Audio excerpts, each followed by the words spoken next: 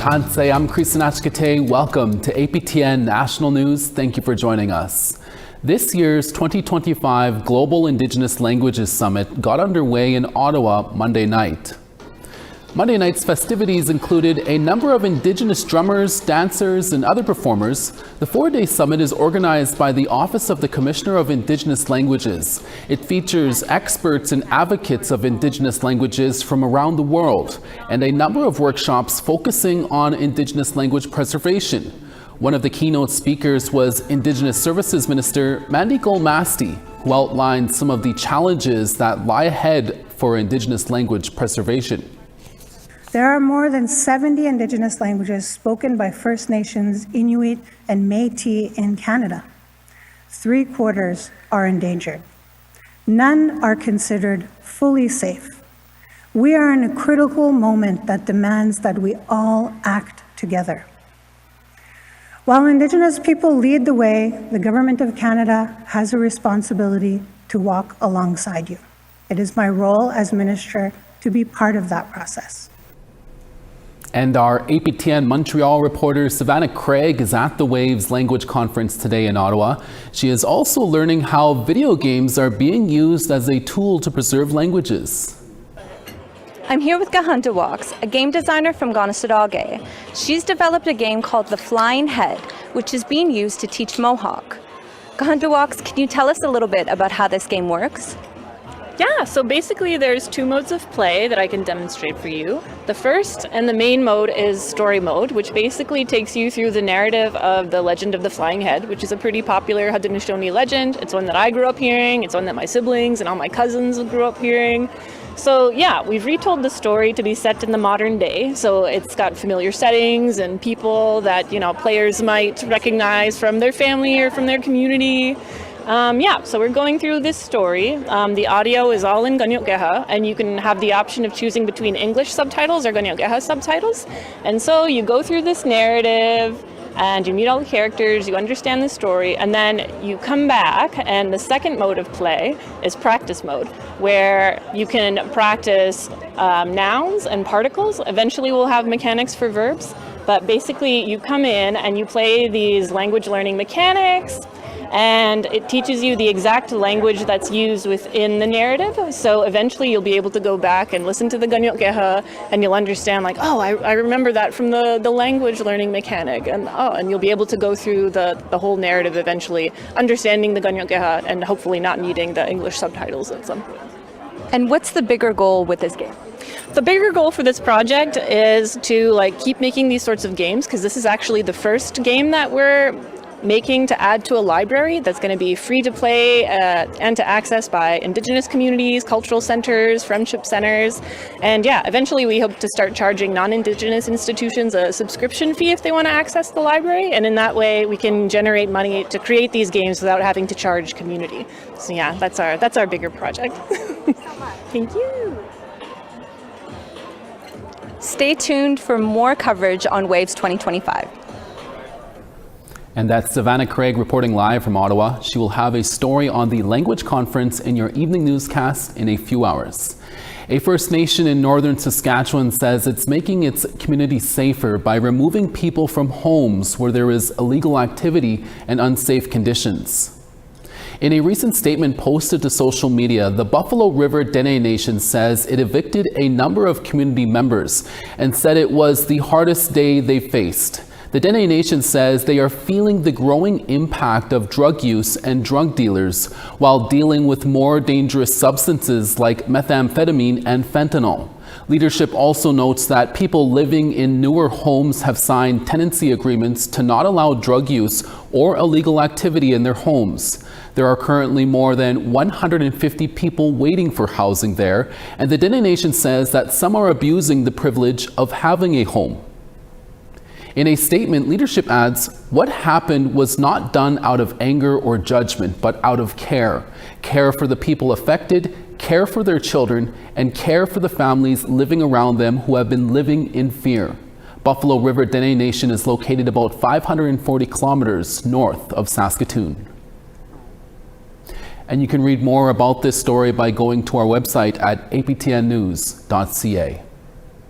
A group of Indigenous women in Saskatchewan are sounding the alarm over low water levels in their communities. They are holding events across the province to share their concerns about environmental impacts on the Diefenbaker irrigation project. CTV's Hallie Mandrick has that story. A group of Indigenous women from Cumberland House and Star Blanket Cree Nation are hosting a series of events calling attention to the concerningly low water levels in their communities. It's going really fast. I can see it in the next decade. If we continue this way, it's going to be gone. And with the irrigation project, that's going to totally wipe us out sooner. The Indigenous Saskatchewan Women's Environmental Water Advocacy Keepers are expressing concern over the environmental impacts of the Lake Diefenbaker irrigation project. The team recently visited the E.B. Campbell and Gardner dams, and they say the surrounding communities are feeling the negative effects of limited access to the Saskatchewan River Delta. We have to do something, to before it completely dies on us. We need that water. Our environment needs that water. Our wildlife needs that water. And we as human beings, we need that water. The $4 billion irrigation project is intended to help agricultural production by utilizing water from southern Saskatchewan's largest body of water to irrigate specific areas of land. Through a statement, the Saskatchewan Water Security Agency told CTV News, quote, Gardner Dam and Lake Diefenbaker were built for 1 million acres of modern irrigation. Currently, there are 166,000 acres of irrigation developed in the reservoir. This means there is a significant opportunity for development while still balancing the needs of other water users in the system. The WSA also noted that they are still collecting feedback from rights holders and stakeholders over the next several months. It's really important because we're losing a lot of our traditional ways of life. We see it with the fires, we're seeing it with the loss of our water, that it's not just us that's being affected, it's not just the humans, it's the animals, it's all of our ways of life. The next step for the Indigenous Saskatchewan Women's Environmental Water Advocacy Keepers will be in Regina, where the team will voice their message in front of the Saskatchewan Legislative Building. Hallie Mandrick, CTV News, Saskatoon. As of July 31st, smudging ceremonies are now officially allowed in all of the Alberta Court of King's Bench courthouses. APTN's Chris Stewart spoke to a longtime Indigenous court worker who applauds the move and says the decision should have been made much sooner. Lucy Johnson has been an Indigenous advocate court worker for decades. And up until now, she's had to go before a judge or judiciary and ask permission for her family to be allowed to perform a smudging ceremony. With the recent decision to allow smudging by filling out an online form at least a week in advance, she welcomes the news, but wishes it was done 20 or 30 years ago. About damn time. We need things in that courtroom to ease the flow of tragedy, of crime, and anything that we can do to help the families wholeheartedly, respectfully, and in our Cree culture, that's a blessing to us. Johnson believes the ceremony will help prevent conflict between families inside the courts. When I first heard about it, I called 3 of our families here in Musqueam and I asked them, would you be interested in speaking on what would have happened if you were able to smudge or if you were able to have the feather, because it balances in the courtroom. No 2 families will be fighting if, the respect of an eagle feather or the sweetgrass and the smudge sitting in the courtroom. Johnson says removing this barrier benefits families with so much they already have on their minds inside a courthouse atmosphere. One less thing for the families to worry about, because sometimes, people don't understand who we are and the importance of smudging, the importance of what they need to do to carry a file through there, whether it's defense or whether it's the offender's family who need that extra support. Chris Stewart, APTN National News, Musqueam, Alberta. Winnipeg folk artist Ethan Lyric is up next to tell us about his new song, Jingle Dress. We'll be right back.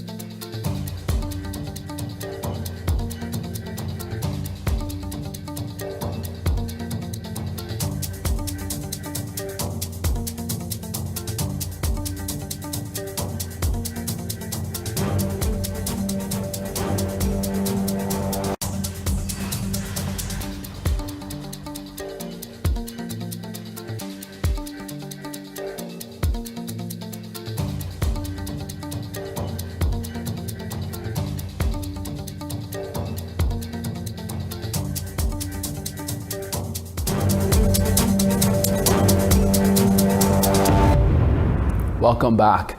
Winnipeg indie folk artist Ethan Lyric began making music as a teenager and now works to inspire more youth with his musical journey. Last Friday, he released his new song, Jingle Dress, across all music platforms. Have a listen. Ghostly, staring at the ceiling, heart of gold, blank eyes, moving.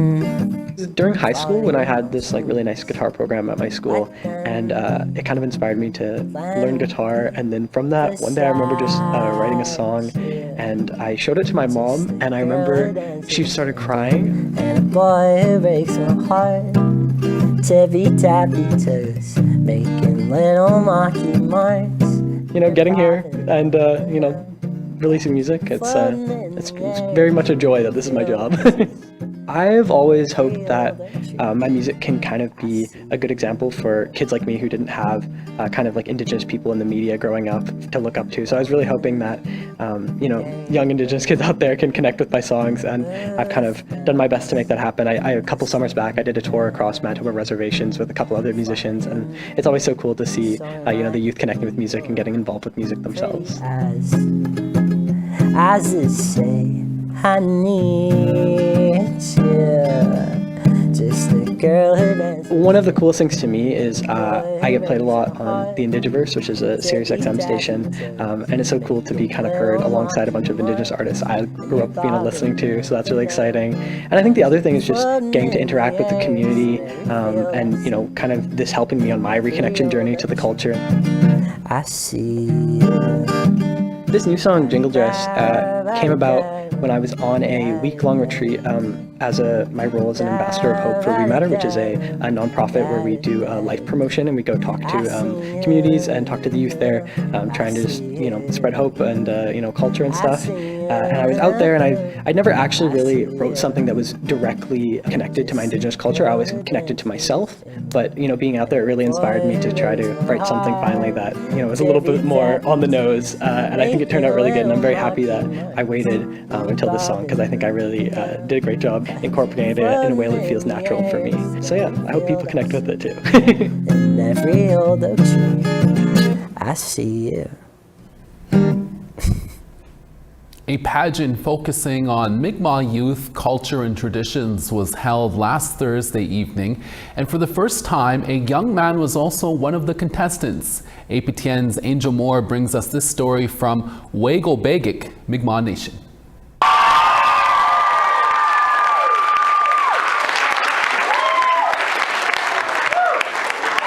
Skylar Cope is 18 years old and was the first runner-up for the Wego-Begik pageant, which is the Mi'kmaq name for the Millbrook First Nation. Cope was also the only young man who participated in the teen category after encouragement from his mom. And it turned out to be so much more. I learned a lot. I have lots of knowledge that I could carry on with me now, and yeah.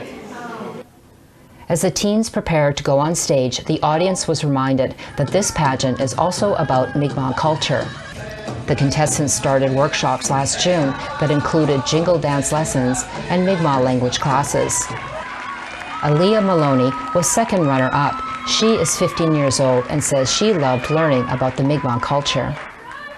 Honestly, just the workshops, the belt making, the moccasins, the ribbon skirts, even though you're not speaking Mi'kmaq, you're learning it. You're learning the values of the culture, you're learning how to make mocks and what our ancestors did. I think it's really awesome. The highlight was when 16-year-old Sophie Grun was crowned Teen Wego-Begik. I feel like when I was on stage, I was trying to keep my cool a little bit because I didn't want to seem like I was too hype about it, but I just feel crazy. I feel like once I get home and take off my dress and my crown, I'm just going to look at it and I'm so proud of myself, and yeah.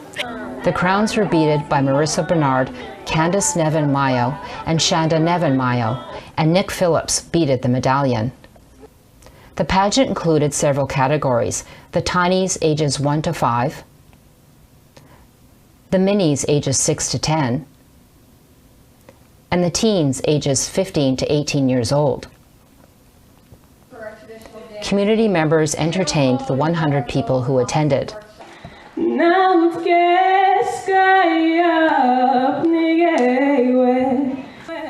Lily in Glasgow from the Sabaganagati First Nation sang Amazing Grace in Mi'kmaq.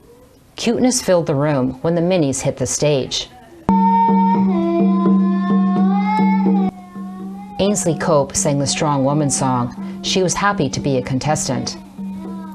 Because I thought it was gonna be cool, and I liked the fact that they made littles go in the pageant. All of the Minis were winners. They also participated in Mi'kmaq teachings leading up to the pageant. Autumn Augustine is the leader of the Minis and says including the youth in the pageant is important to build relationships. I just hope they get independence and grow from this and learn a lot about our culture and get to bond with the older girls. All the contestants gained confidence and learned more about their culture. Even though Cope was the only young man on stage, he hopes more young men participate next year.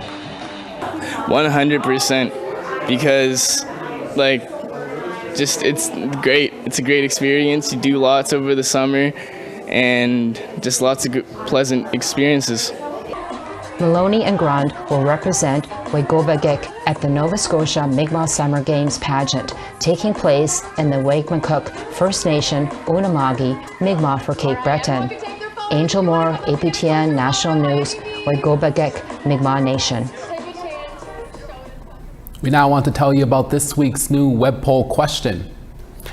At aptnnews.ca we ask, is it important for the courts to accommodate Indigenous culture practices? This is regarding our smudging story in Alberta. Your answers are yes, no, or unsure. Go to our website at aptnnews.ca/polls to have your say. The next generation of First Nation sports athletes are already making a huge impact in their communities. Those stories when we come back. Stay with us.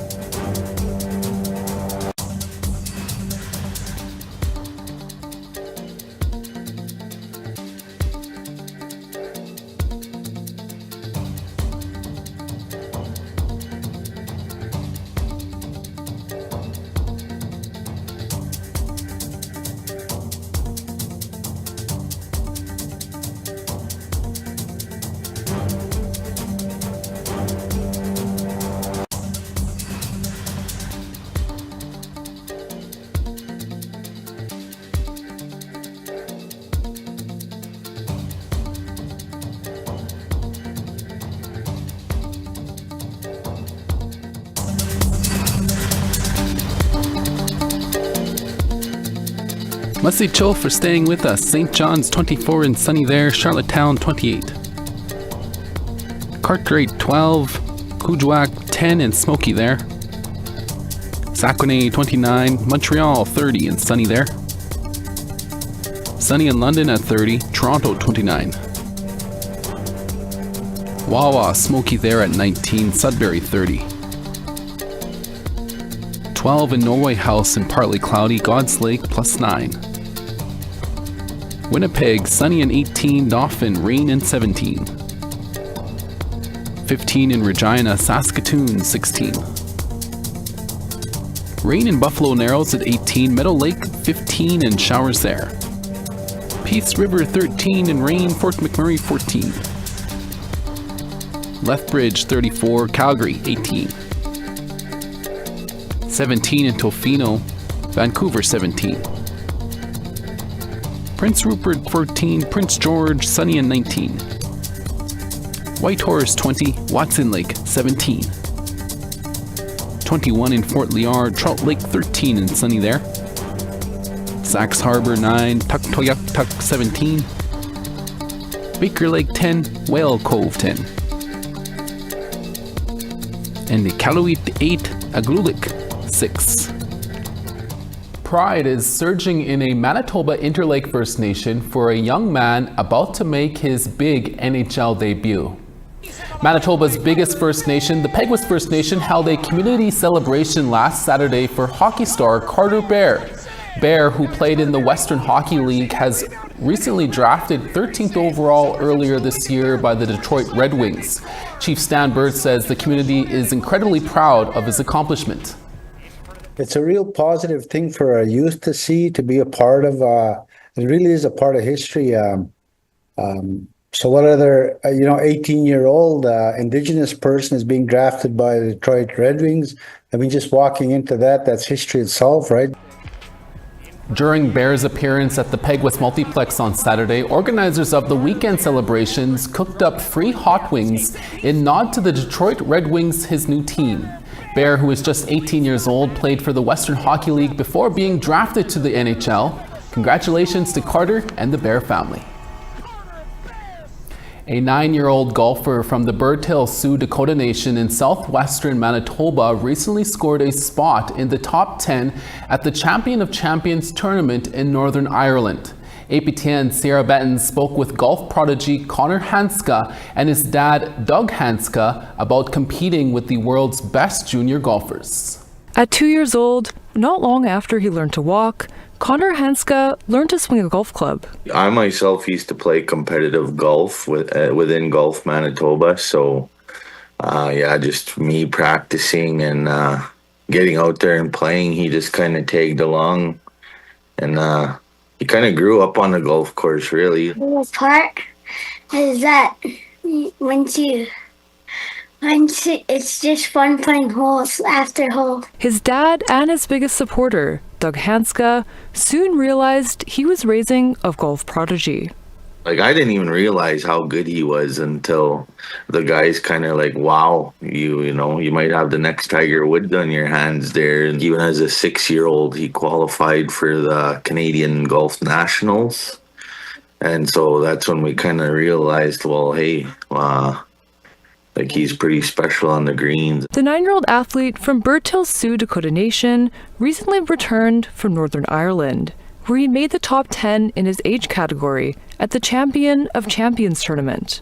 It brought 250 of the world's best junior golfers from over 40 countries to compete at the Lochran Resort in Enniskillen. He did really well and to place top 10, for us as parents, it's like pretty surreal, and like we were, we're still taking it in and trying to process it, cheering him, it's just another round for him. With over 3,000 followers on TikTok, Connor has fans from around the world. After qualifying for the Champion of Champions tournament, generous sponsors lined up to support him. We had multiple organizations reach out to us, and they want to help him with his journey, and it just was like a ripple effect. There's thousands of kids that compete for those spots every year, so for him to be one was really amazing. Now back home, Connor has become a local celebrity. My mom picked us up from the airport and was bringing us home, and she stopped at the local ice cream shop there, and even there, like, people recognized him right on the spot. They're like, hey, weren't you weren't you supposed to be in Ireland? And started asking him about his trip. He shares his practice routine with APTN. Almost every single day, but take one day off and then go. Hey, so pretty busy. Yeah. Aside from his stellar swing, his dad says Connor's positive attitude makes him a one-of-a-kind athlete. His sportsmanship is, something. It's the highest I've seen out there. Like, win or lose, he's always encouraging kids to try their best. When asked what advice he give to other aspiring golfers, Connor had this to say. To keep your head up.